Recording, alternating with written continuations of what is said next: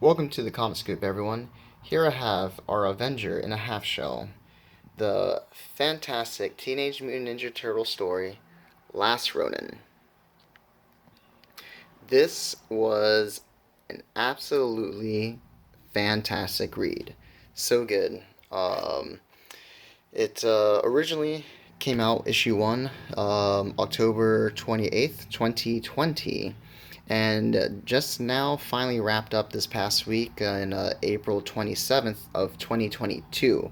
So this spans, across 2 different years, taking up almost 2 years to come into printing. I have all 5 issues here. This came spinning out of the creative minds of the co-creators of the Ninja Turtles, Kevin Eastman and Peter Laird themselves. And together, along with Tom Waltz, they all worked on the script. And we have some really great artwork in here done by Esu and Isaac Escorza, who do the um, who do the colors, and it's Eastman himself who does the layout work of the art. So we have a little bit of a touch of the classics with a twist of the new. Really nice artwork in there. This story was great. So big heads up, there are going to be some spoilers here. I'm not going to go too into depth into each issue. At least not until other than the first. The first and a little bit of the last I'll, go more into. But I do want to leave a lot open for you guys because I do highly encourage to read this.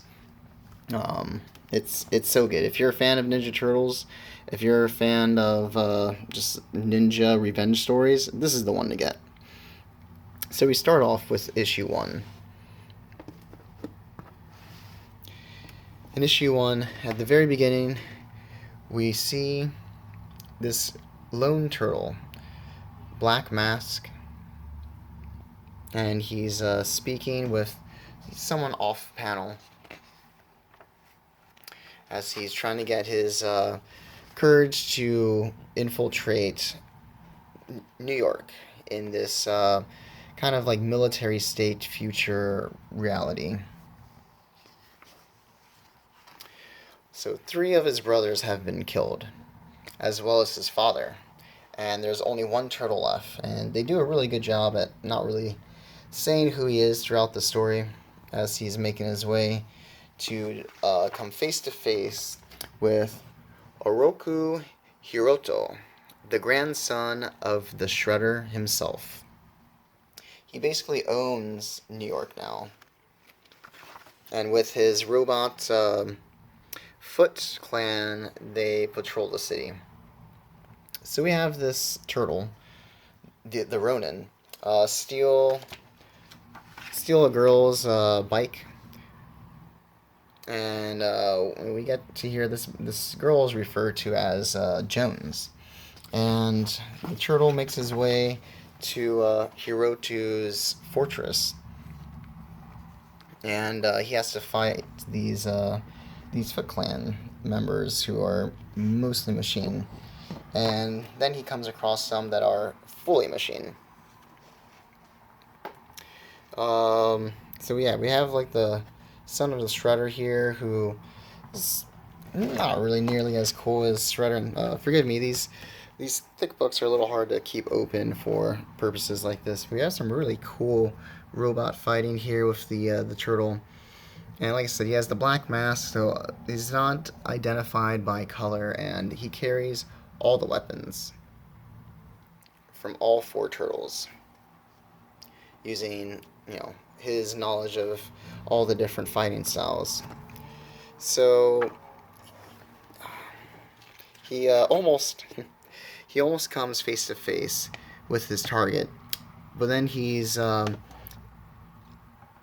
intercepted by these robots, and they toss him straight out of the skyscraper, and he goes falling down, and hits the concrete. He's angry, he's hurt, he's defeated, and retreats into the sewer, where the girl Jones follows him behind. Now this part of the story is real heavy, and I was very deep. We have the turtle, feeling defeated, feeling dishonored. He wasn't able to avenge his brothers and his father the way he wanted to. And I really love this scene where he, takes, starts taking each weapon down one by one, lays them out in front of him.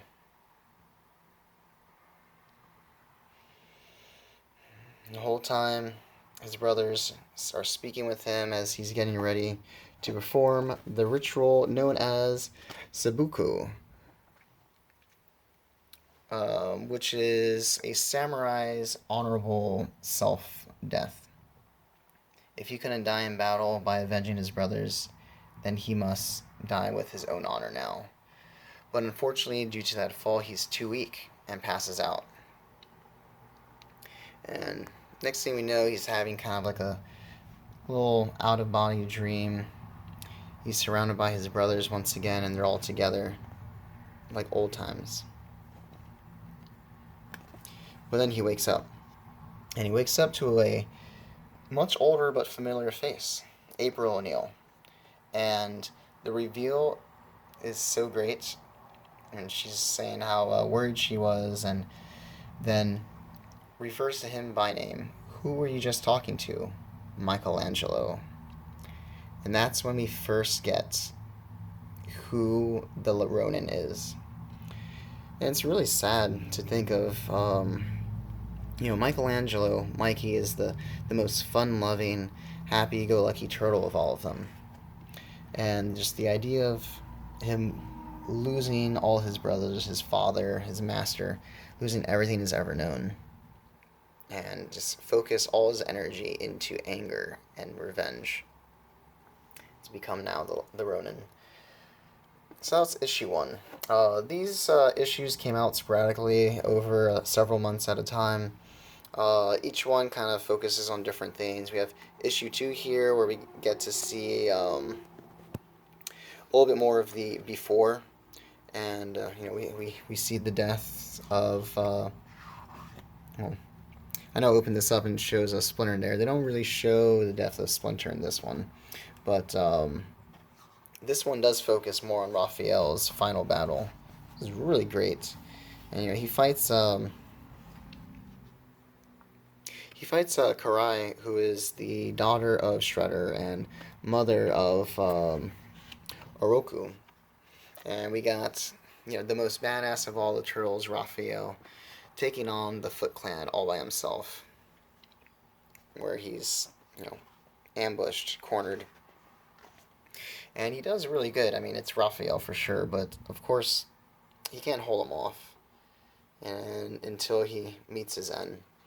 And another thing that happens in this issue that I really enjoy is there's some flashbacks of that Michelangelo talks about after losing everything. He left New York to explore the mountains, to just kind of retreat, and all this is done in like the original Ninja Turtle, Eastman artwork, in black and white. It's really great. Within this time period, so April O'Neil is much older, and she has a daughter named after the father, Casey Jones. Casey Jones, unfortunately, is one of the many losses they have had to receive in such a short time. And I believe it's in issue 4 where we get to actually see that there is supposed to be a meeting between the Turtles, Splinter, and the Foot Clan. And that's when Oroku comes into play. Both clans are supposed to squash their differences and form a treaty. But of course the Foot just uses this to lure them out of hiding and get their guards down, where they are ambushed. And it's in this meeting where we lose Splinter and Donatello. You know, it's a really hard story, but also, balancing out the sadness, there's all these really great, awesome fight scenes. I really love this. I knew it took a while for all these to come out, but now, like, looking back at the release dates, I had no idea it first started at, towards the end of 2020, and here we are, 2022, with issue 5, the final and last chapter of this story, where we have Michelangelo, with the help of young Casey and her mother, April, take down Oroku Hiroto once and for all.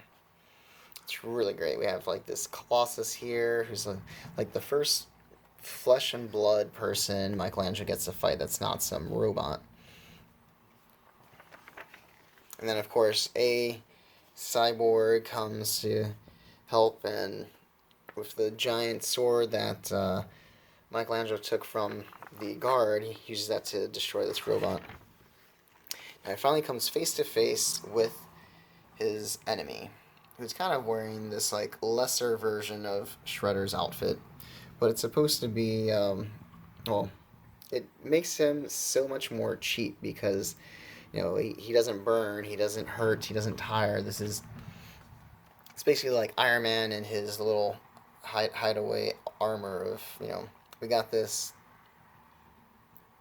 we got this legendary ninja warrior fighting against this man who's a warrior of himself too, but just, I definitely did not think it was a fair fight with him in that suit. But I guess Michelangelo does have a big shell to protect him too. But it's a great and epic battle. They go hard and everywhere. Yeah, this was really cool. Like I said, highly recommend this one. You can find it at any of your comic shops. Yeah, I really enjoyed this story.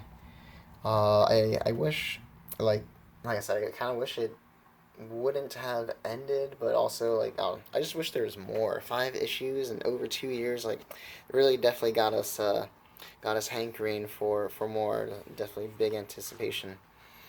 Now, the big spoiler, those of you who want to turn away now, we have the two rival warriors fighting literally to the death. And they fight from the fortress of Hiroto out, all the way down into the city, out into the sewage here, and they essentially defeat each other. Which it's tough, but that's what Michelangelo wanted. Like, if he were to go, he had to at least take the false Shredder with him, and so he does. And now they can finally restore the city and have peace.